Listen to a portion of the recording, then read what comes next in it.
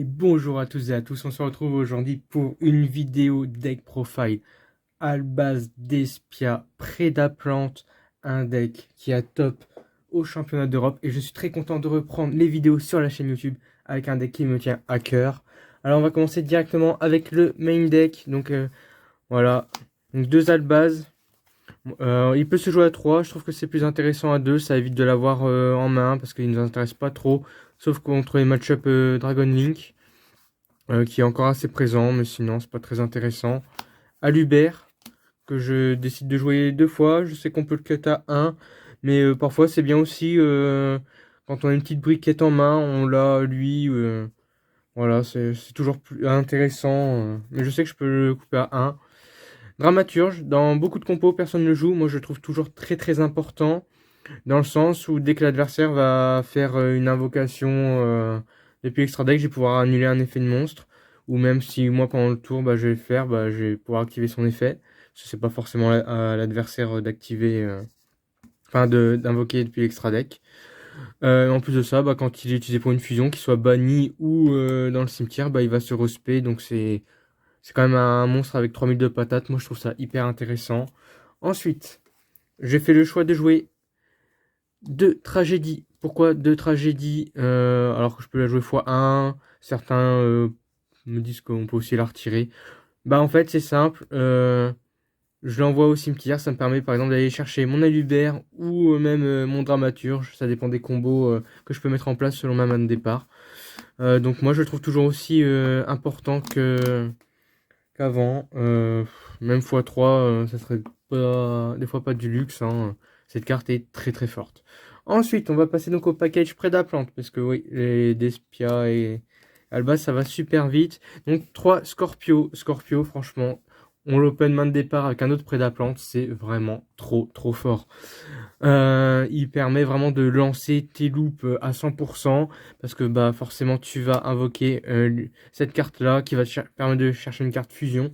Donc tu vas chercher fusion du marqué, ou alors une magie polymérisation qui te permet de faire ta fusion Prédaplante. Franchement, c'est un combo mais de malade. Moi, je suis hyper fan de ce deck. Ensuite, j'ai fait le choix de mettre deux Clamyrosolis. Euh, Pourquoi 2 et pas un? Parce que des fois, en fait, en main de départ, c'est plutôt pas mal. En plus, en ce moment, avec Tierlament qui joue des darks, et ça me permet de faire une super poly tout à fait gratos. Vu qu'en plus, ce sont des fusions, et ça me permet de faire mes fusions près de la plante sans trop sourciller. Ensuite, je joue 2 Biblisp. J'en joue pas 3 parce que je trouve que 3 c'est trop. J'ai pas envie de l'avoir en main. Ou ou si j'ai envie de l'avoir en main, mais voilà, 2 je trouve que c'est largement suffisant, surtout que je peux aller la chercher avec ma magie. Donc franchement, voilà, c'est pas gênant de la jouer x2, surtout que je peux aussi l'envoyer avec fusion du marqué pour faire mes fusions. Donc franchement, c'est pas hyper important. Une one off près de la plante, donc Bufolicula, pareil, ça fait jamais en zone pendule, ça me fait faire une poly, c'est trop fort, vraiment trop fort. Et j'ai oublié de dire, mais Biblis me permet d'aller chercher quand il est envoyé par un effet de carte au cimetière un monstre près de la plante et il se respect si un monstre a un compteur. Ensuite, une belle, hein, forcément, hein, à la base pour faire mon magnifique Albion, j'ai besoin donc d'un light. J'ai fait le choix de cette fois-ci de faire entrer blanche plutôt que Ecclesia la Virtueuse ou même Ecclesia Dogmatica. Elle est revenue, elle est forte, hein, ça s'est vu lors des championnats d'Europe, hein, franchement, c'est une carte vraiment très très forte. Euh, ouais, franchement, je pense pas à la cut de sitôt. Après, je sais qu'il y a du support qui arrive pour Despia indirectement, voire même plutôt directement, puisque je crois qu'elle porte la prochaine Ecclesia porte le nom de Despia, les lights. Donc à voir ce que je vais faire, mais pour l'instant en tout cas, ils sont aussi à bannir pour l'instant. En tout cas, je vais rester sur cette version. 3 H, donc ça ce seront mes seuls entraps pour le coup. Parce que dans le format actuel, H, mais c'est tellement fort et je pense qu'elle va rester là-haut. Konami, quand tu veux, tu me mets une petite ultimate hein, de H. Bon, ça va coûter très cher, mais On va dire que quand on voit déjà les communes à 20 balles, ça va peut-être faire un peu diminuer le prix de l'avoir reprint dans une autre rareté, hein. Ensuite, 3 fusions du marqué, obligatoires, hein, tutorisables, que ce soit avec mes Prédaplante ou avec Alubert. Voilà, c'est la carte qui permet aussi de bien lancer ses combos. Ensuite, 3 ouvertures du marqué. Bah, elle, hein, je la présente plus, je discarde, je spé un Despia. Souvent, c'est mon Alubert. Je suis très très content d'avoir en main de départ. Elle, avec le combo euh, de, de Biblisp, franchement, c'est génial. Comme ça, j'ai droit à son effet et tout. Même avec Tragédie, enfin voilà, c'est vraiment trop trop fort. Ensuite, je joue que 2 marqués en rouge parce que cette carte, elle est bien, surtout pour dans le tour adverse, hein, ça me permet d'activer le piège Prédaplante que je vous présenterai tout à l'heure. Mais sinon, j'ai de quoi aller à tuto aussi, donc x3, pourquoi pas, mais après ça me faisait jouer à 41, j'avais pas très envie. Je trouve que jouer mes decks moi je préfère jouer mes decks à 40, et franchement pour avoir testé, mon ratio est plutôt bon. Non, ça c'est pour après. Ensuite je joue 3 prédaptitions, hein, forcément. La carte qui me permet d'invoquer spécialement sans bouffer ma norme quand je peux faire mon combo avec mes cartes prédaplante. C'est vraiment correct comme carte, hein, franchement. Quand j'ai Alubert, plus Prédaptition, plus 2 autres Prédaplantes en main, et je l'active directement, comme ça je spé mon Prédaplante. En plus de ça, je vais chercher un autre Prédaplante avec. Et derrière, je peux dans mon Alubert et je peux aller chercher autre chose que par exemple mon ouverture du marqué. Je peux aller chercher marqué en rouge, voilà, ça ouvre d'autres possibilités de combos qui sont vraiment intéressantes. Ensuite, 3 super polis. Très intéressant sur le match-up Dragon Link, sur le match-up Terra Lament. Pareil, grâce à Garuda contre Sprite, ça peut faire le taf. Contre Rika, ça peut faire le taf aussi. Après, à voir parce que Rika, il met pas souvent les mêmes, enfin, ça n'a pas souvent les mêmes attributs de mémoire, donc un peu compliqué. Ensuite, j'ai fait le choix de jouer deux polymérisations, pardon. Bah, tout simplement parce que c'est tutorisable dans le deck. Je préfère, voilà. Franchement, je les préfère, hein, c'est cherchable avec Cobra. Voilà, avec Cobra, quand j'ai déjà ma fusion du marqué en main de départ, ou que j'ai déjà fait mon Alubert, ou j'ai invoqué énorme, que j'ai déjà ma fusion du marqué en main. Voilà, ça me permet de faire ma fusion Prédaplante sans trop de problèmes, voire même de temps en temps du Despia. Ensuite, des one-off, fusion instant, call by. Bon, fusion instant, c'est surtout pour ma fusion Prédaplante.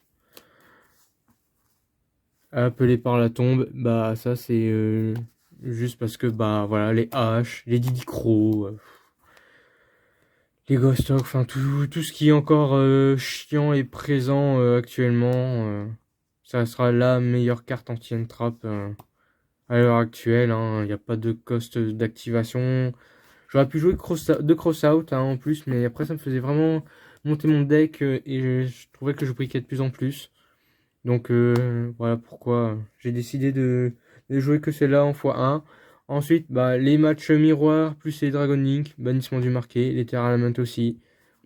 Voilà, j'ai un monstre fusion de niveau 8 ou alors un monstre d'Espia, je le spé sur mon terrain. Après, je fais une fusion en utilisant les monstres sur l'un des terrains, c'est même pas forcément le mien. Donc c'est super intéressant.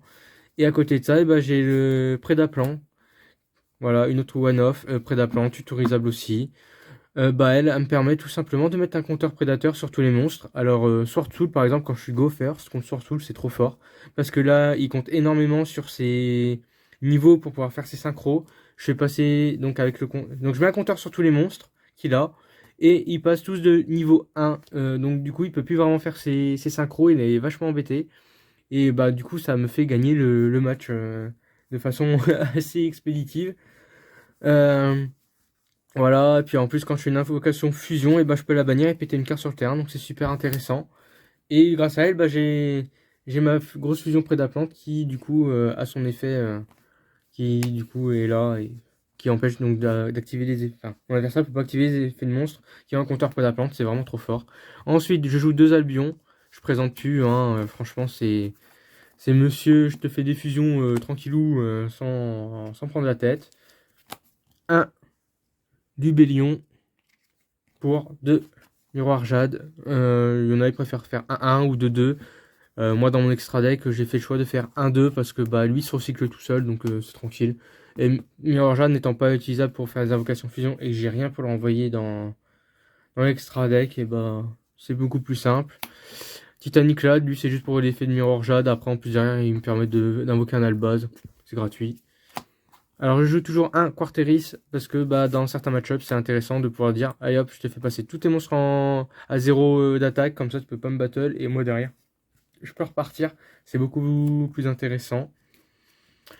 Pour le time, ou même voilà, les Terrainment, Sprite, qui active 50 000 effets par tour, et bah lui, il est parfait.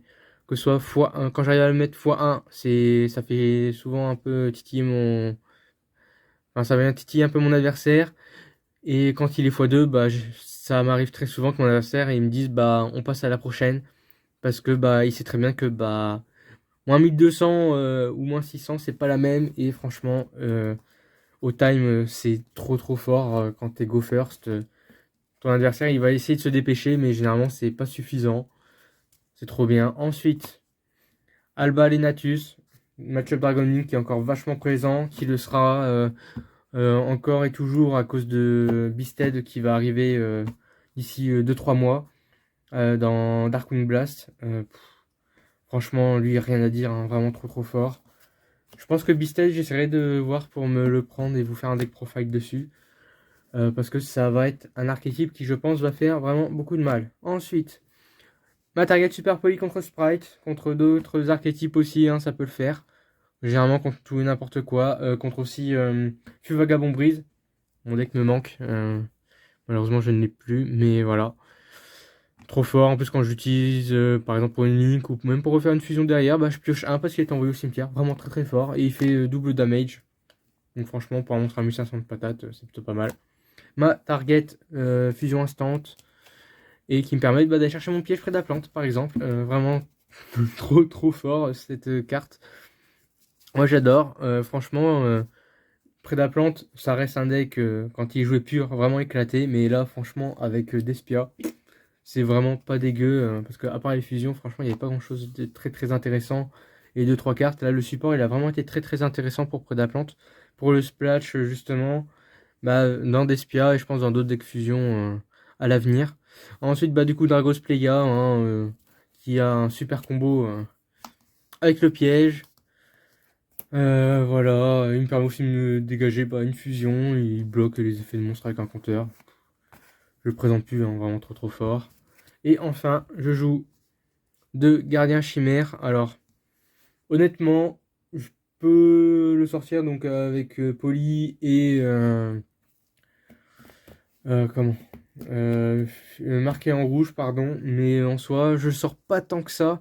Je pense que je vais le cut à 1. Pour la simple et bonne raison que des fois je me retrouve un petit peu embêté. J'aimerais bien faire une fusion, une autre fusion Prédaplante ou quoi, mais j'ai pas ce qu'il faut parce que j'ai pas de monstre fusion ou alors j'ai déjà fait celui-là. Donc du coup je me retrouve un peu embêté. Donc peut-être rentrer une autre fusion Prédaplante, ça pourrait être assez intéressant. À voir. En tout cas cette carte restera toujours très forte, très intéressante.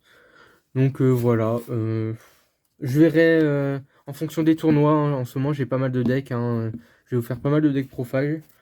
En tout cas, sachez que je suis très content d'être de retour, d'avoir pu tourner cette vidéo et de pouvoir vous la présenter. J'espère qu'elle vous aura plu pour une reprise. C'était The Beacher. Je vous dis à très bientôt pour une nouvelle vidéo. Salut!